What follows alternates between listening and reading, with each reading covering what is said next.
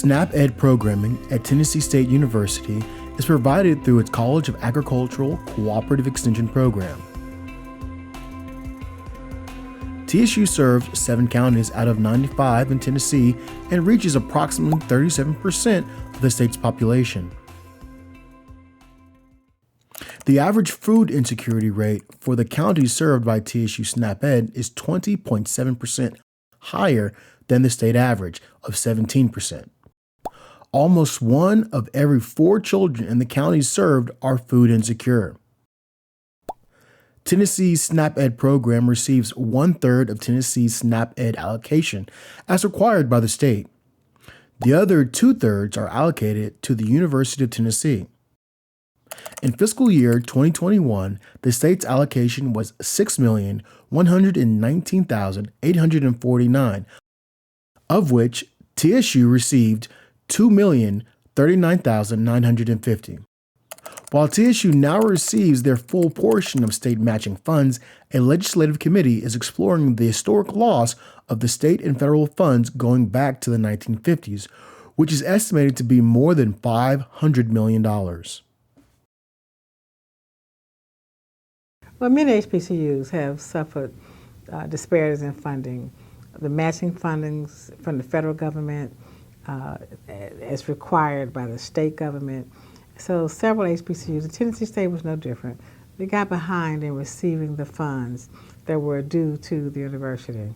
A study was done recently by our Tennessee General Assembly, and what it showed vividly that from 1956 up until 2006, the TSU had been severely underfunded in terms of the state matching fund. However, when you look at the whole period from 1956 up through today, present day, then the state has underfunded or failed to provide matching funds of over $500 million, close to $550 million. Well, I was fortunate to chair a committee in 2020 in Nashville, Tennessee rather.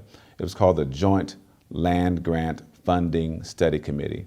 And our task was to specifically look at the funding of Tennessee State and the University of Tennessee at Knoxville to see if there were any funding disparities, if there was more money given to one institution than the other one when it comes to the ratios upon which they were supposed to be given.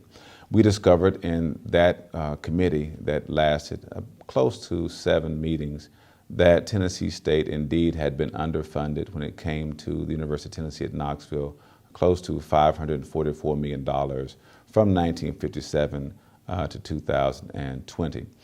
This is important to note because it allowed us to then take the next step, which was to have the Higher Education Commission and the Commissioner of Finance and Administration to meet with Tennessee State officials to talk about what would be next steps. And so TSU is fortunate in that we are working with the legislature, we're working with the governor's office. We're well on the way of reversing this trend of not getting our matching funds. And so we're very excited that the governor included TSU in his budget this year, made TSU a priority. So there's much talk on campus and much excitement about this budget this year.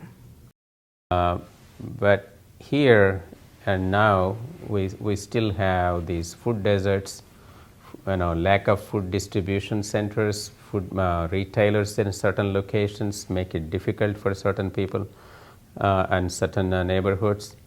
And so we as a college, one of the things we do, bringing up these issues, publishing the information we find out. Because we have research program, an extensive research program, and extensive extension program. So we kind of, between our research and outreach, we kind of take, study the information, what's going on, where these food deserts, and get that information out to the policymakers. We don't ever want to look beyond the importance that a university like Tennessee State plays in helping the community and families in that area maintain healthy diets, right? So when we talk about, unfortunately, in many of our larger cities and some rural areas, there are things called food deserts.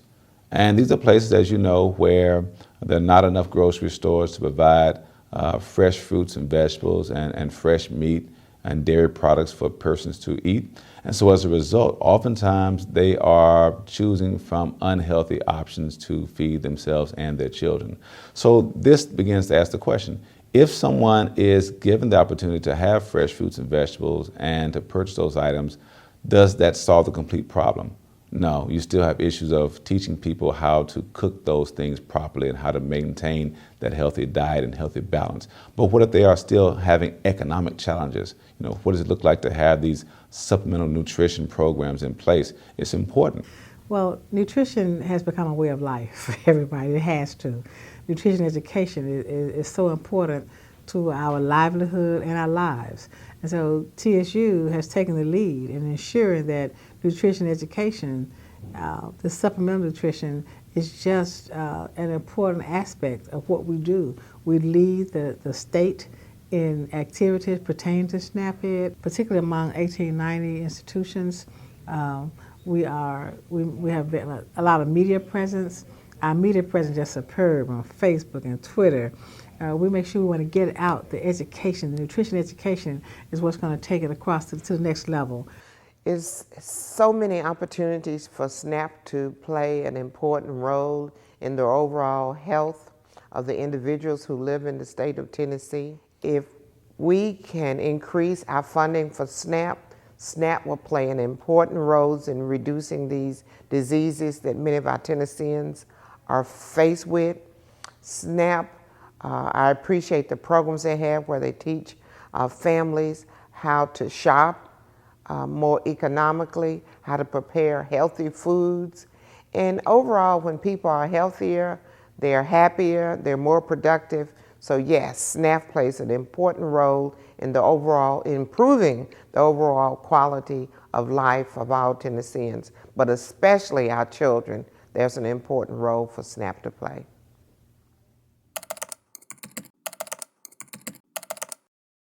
Hi, my name is Ebony Lott. My role is, right now, I am an area specialist for the SNAP-Ed FNET program. I started off as a program assistant, then went to agent, and now I'm here. Hi, my name is Cheryl Johnson, and I am a program assistant for SNAP-Ed, and I've been with the program for 2.5 years.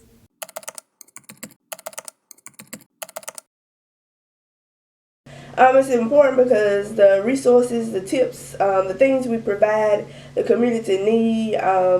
Also, we're able to work with different partners just to get the information out, and also to be able to get their information out and to be able to reach the community.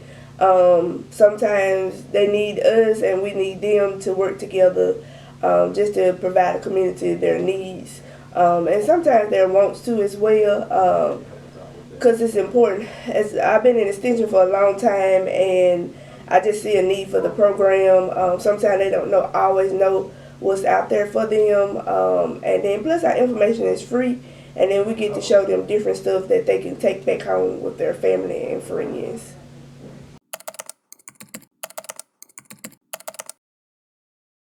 Working with the public, getting to know my participants, and just enjoying them because they are hilarious at times.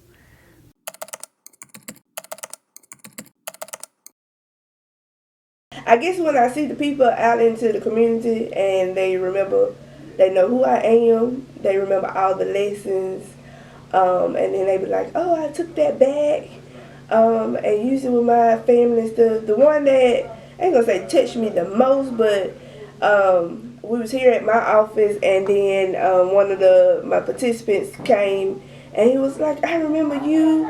You came to the rehab center. You taught us this, and you really helped me out because you was consistent, and you just came back and just kept on, and then you took that time out to just really talk to us and stuff. And I was just like, oh wow, they were actually listening, And he was actually remember all that, and he was like, "You really just helped me just to stay straight." He had been in rehab for a couple of times and stuff, and so I was like, "Oh wow, I didn't know I did all that." So that kind of touched me, and I was like, "Well, thank you." I would say is what I think everyone gets out of being in my class. I'm hoping that they enjoy the class, and I like to hear that they are enjoying the sampling of the foods that they get to try, as far as when they go home and make the actual recipe. I enjoy that they take part of our lesson with them when they're going shopping and thinking about the things that they do. I really commend our College of Agriculture because they have made this a priority. Nutrition education, I mean, just nutrition for students, nutrition for the general population. We understand it at a very high level. And so I'm really pleased at the direction in which the college is going. I'm pleased with how we're functioning in the counties. The extension program is superb. It's one of the best I've seen with the programs that we've implemented, the initiatives we've implemented. One of the things that we know, the Tennessee SNAP education program is one of the largest programs in the country, again among the HBCUs. And I'm so thrilled to be part of that program.